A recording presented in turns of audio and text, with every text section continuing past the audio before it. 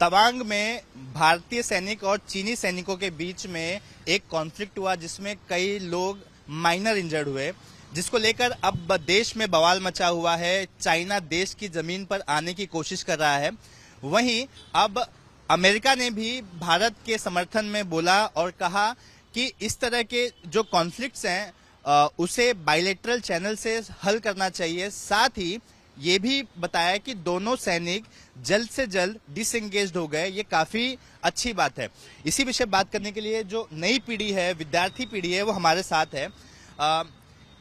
जो इंडिया और चाइना के सैनिकों के बीच में ये इंगेजमेंट हुई तवांग में, उसके बाद अब जो विपक्ष है वो संसद में कहता है कि उस पर डिस्कशन होनी चाहिए। जी, मेरा मानना यही है कि कोई भी कॉन्फ्लिक्ट डिस्प्यूट लड़ाई झगड़े से सॉल्व नहीं किया जा सकता। हमें बैठकर उसके बारे में पीसफुली वो मैटर हमें सॉल्व करना चाहिए, क्योंकि हमारी जो आने वाली पीढ़ी है उसके लिए ये बहुत ही मुश्किल वाला वक्त रहेगा अगर ऐसा कुछ झगड़ा वगैरह हुआ चाइना और इंडिया के बीच, क्योंकि हमारे बीच में बहुत पहले से बहुत सारे कॉन्फ्लिक्ट चालू है। कोविड वॉर्स की वजह से भी हमने बहुत सारे वेव्स सब चीज़ देखे हैं। इसीलिए मेरा यही मानना है कि पीसफुली जो भी हो शांति से बात किया जाए, क्योंकि कॉन्फ्लिक्ट से कुछ मामला सुटर होने वाला नहीं है।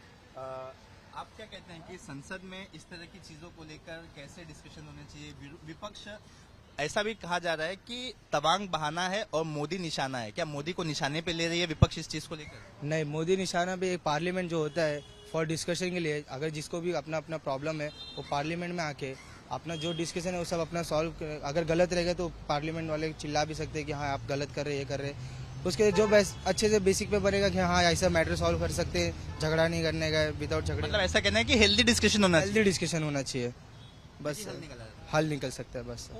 और मोदी को निशाना ये मानने की भूल ना करें, क्योंकि मोदी पहले भी एक बार सर्जिकल अटैक करवा चुका है पाकिस्तान पे। तो अगर चाइना को उसके लगता है कि ऐसा कुछ वो नहीं करेंगे तो फिर वो भूल कर रहे हैं अपनी सबसे बड़ी भूल कर। आप क्या कहेंगे कि इस तरह की चीजें क्या अपोजिशन इसको अपना पॉलिटिकल माइलेज समझ रहा है, या फिर एक डिस्कशन होना चाहिए पार्लियामेंट में इस तरह की चीजों को लेकर? जी, डिस्कशन तो बिल्कुल होना चाहिए, नहीं तो इसके सिवाय कोई हल निकलने वाला नहीं है। जब तक लड़ाई झगड़ा करेंगे, दोनों आपस में लड़ते रहेंगे, तो मेरा यही मानना है कि डिस्कशन हुए बिना कुछ होने वाला नहीं है। उसी से सब झगड़ा सुलझ सकता है और आगे की पीढ़ी बच सकती है। आप क्या कहते हैं कि तवांग में जिस तरह से चीजें हुई हैं तो वो बायलैटरल चैनल से उसका हल निकाला जाए, और जो अपोजिशन मांग कर रही है कि इस चीज को लेकर पार्लियामेंट में डिस्कशन होने चाहिए, एक स्पेशल समय देना चाहिए? मुझे लगता है कि अगर हल निकल रहा है, अगर बायलैटरल मामले से हल निकल रहा है तो अच्छी बात है। लेकिन अगर आप आगे जाके, मतलब चाइना आगे जाके कुछ करती ही है, तो हम लोग ने पहले भी बहुत कुछ किया है। जैसे मोदी जी ने बहुत कुछ किया है पाकिस्तान के साथ भी, हमें पता है बहुत कुछ हो चुका है। अभी मैं वो कहूँगा नहीं, मेरे दोस्त ने पहले ही कह दिया है। सो हमारे पास बहुत पावर है, हम दिखा सकते हैं वो पावर।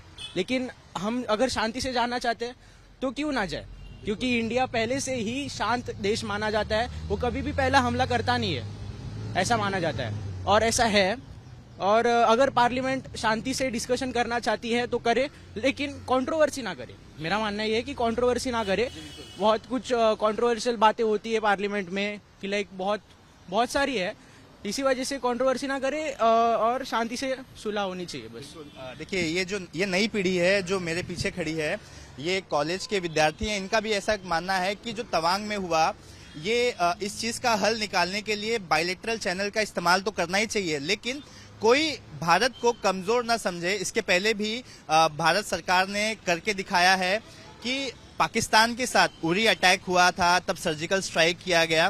तो तमाम चीजों के एग्जाम्पल ये विद्यार्थी खुद दे रहे हैं। साथ ही इनका ये भी मानना है कि इन चीजों को लेकर अगर संसद में डिस्कशन होने की मांग की जा रही है तो की जाए, लेकिन उस पर कोई कंट्रोवर्सी ना लाई जाए, पॉलिटिकल माइलेज ना लिया जाए। सीरियस होकर इस मुद्दे पर कोई हल निकाला जाए। कैमरा पर्सन अनूप रस्तोगी के साथ सूरज ओझा, एबीपी न्यूज, मुंबई।